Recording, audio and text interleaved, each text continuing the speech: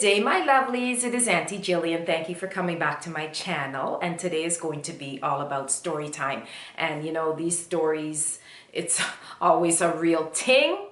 And today is sort of a personal story that I thought I would share with you guys. So let me sit down and I can show you as well what happened to me. So here's how it goes.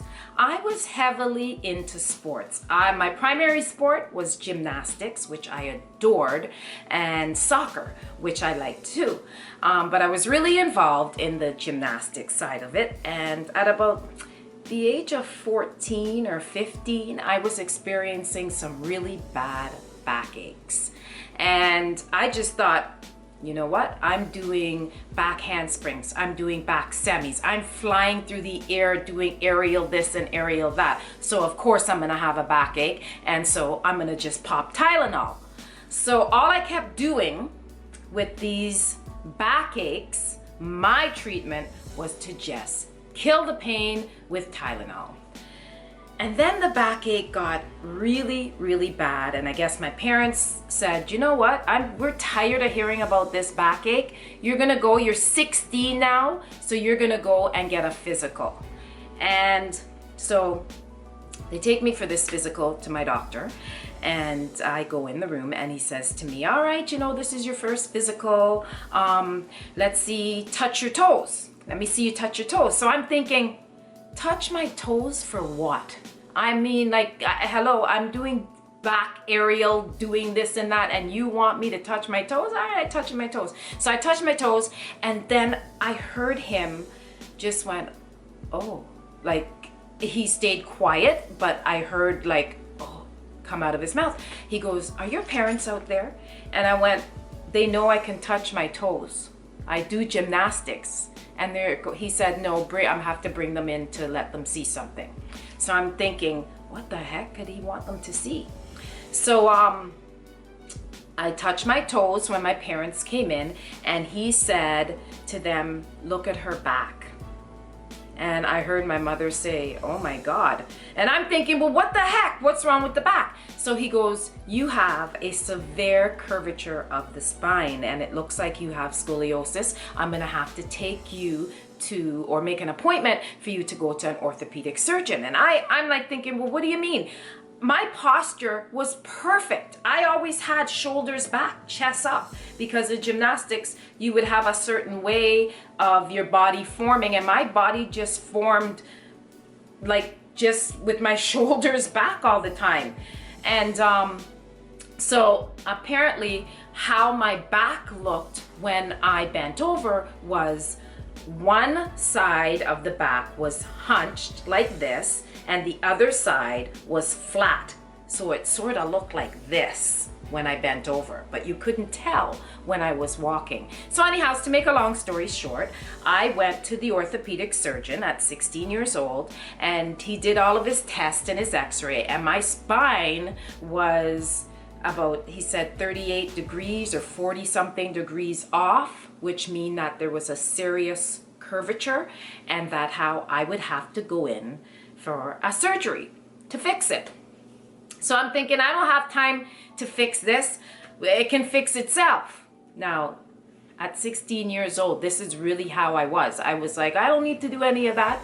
And he showed me a picture of a girl in her early 20s and said to me, this is what you're gonna look like. He says you're gonna be hunched over, and as the older that you get, you're gonna have this big hump and it's not gonna be attractive. So it's either you have the surgery and be relatively okay, or you're going to be hunched like this young girl. And I'm like, well, I'm not stopping gymnastics. And he told me that you're gonna have to stop, blah, blah, blah. He went on and on. Anyhow, they took a little while before they convinced me, and I had to have the surgery. So anyways, they sent me to a class, and I had to learn all about what was gonna happen to me during the operation and what they were gonna do. So, all right, let's skip to the night before the operation. The night before the operation is when you had to go into when I went into the hospital, and they, you know, ran tests, and I had to go into another sort of class just to refresh my memory of what was going to happen. And the morning of the surgery now, the doctor comes in and the nurses, and they went, well, you know what, Jillian, this is probably against all hospital rules. And I'm like thinking, well, what are you talking about? I know that it's devastated you, that you could never do gymnastics again. And it did devastate me. So what we're gonna do is allow you to do all the flips and whatever it is that you wanna do down this hallway now. Put on the show. And I'm like, what the heck? I'm gonna put on a show before I go and get my back sliced open? And I'm thinking, well, you know what? You're gonna get to be an old lady and you're gonna regret not having to do this again. So I was flipping down that hallway and I had that audience and they were clapping for me. And gosh, now that I think back about it, that's really emotional because I'm 16 years old and I'm gonna have a whole year of what I didn't expect to happen to me happened. And I mean, here's what they did. 5 hours of surgery and it went really well. And they put this hardware inside of me. Now what this was acting as my spine. Yeah, you see this? This looks like an antenna for a radio station, doesn't it? The biggest joke is that we use this antenna on my boombox to get a station that was really far away. And we used this and it gave it enough power to get that radio station. So anyhow, this acted as my spine. This is called a Harrington rod. And this was on the top of my spine. So this whole thing acted as my spine while I was growing from 16 to 19 years old. And it was held together by screws. So let me tell you guys, this operation, for 3 whole weeks, I stayed in the hospital on a special bed called a striker bed. And that bed they no longer use because Auntie Jillian was one of the last ones to use a striker bed in Canada at the age of 16 because after my scoliosis operation, they found a new way.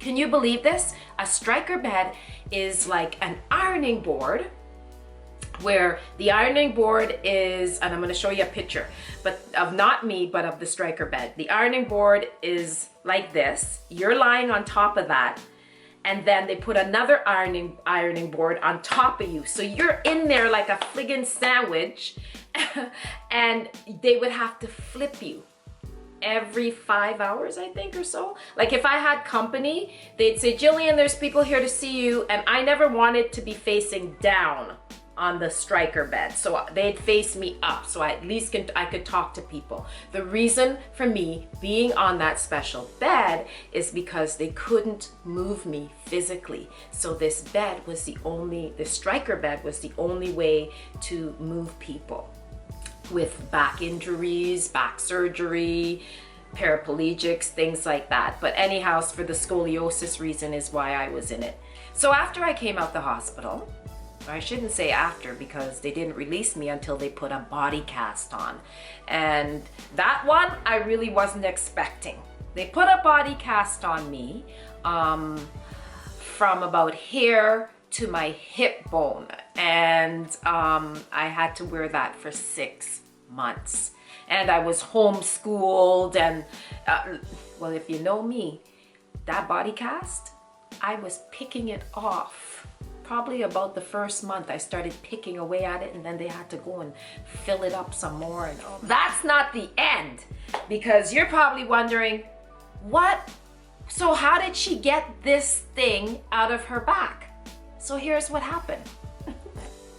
I don't mean to laugh, but you know what? If you don't laugh, well, what? You might cry, right? So anyways, I went on a trip to Washington with my mother and Brooke's mom, Auntie Barb, and Auntie Barb and I were sharing a bed, and my mother was on the other bed. And now I don't like to really sleep on strange beds because I'm not the best sleeper. So I fell off this bed and I broke the damn rod. I broke it, but I didn't know. And so here's the rod. Here's the part that would, this sat up here, like right here. And I would be doing this. Ouch, ouch. Because I felt something sticking me. I went back to the orthopedic surgeon who did the surgery, and he did an x-ray, and he comes back in the room and he goes, "You broke the rod." I'm like, "What?" I knew I broke it, you know. I just had a feeling that this thing broke. Well, the screw came off and it was floating over like this. So he said, "You're back in. You got to take this out of your back. You're 19 now, so maybe if it were to break, this would be the time for it to break because you're gonna get them replaced with really tiny ones because now you've stopped growing." And I'm like, "No, I'm not going back in there. Leave it. I will hit my back like this for the rest of my life because I am not going through what I went through at 16. I'm not doing it." He said, "It's nothing compared to what you went through when you were 16. They're going to, of course, cut the back, take out the Harrington rods and its screws, and they're just going to replace it with a tinier one, and you'll be able to be more flexible and blah, blah, blah, and the whole thing." Anyways, needless to say, I had it done. I had the surgery done again, and yeah, it wasn't as bad as the first one at all. So that's the gist of the story, but let me tell you why I decided to share this personal story with y'all. It's for two reasons. One reason being never to ignore your body when it's in pain.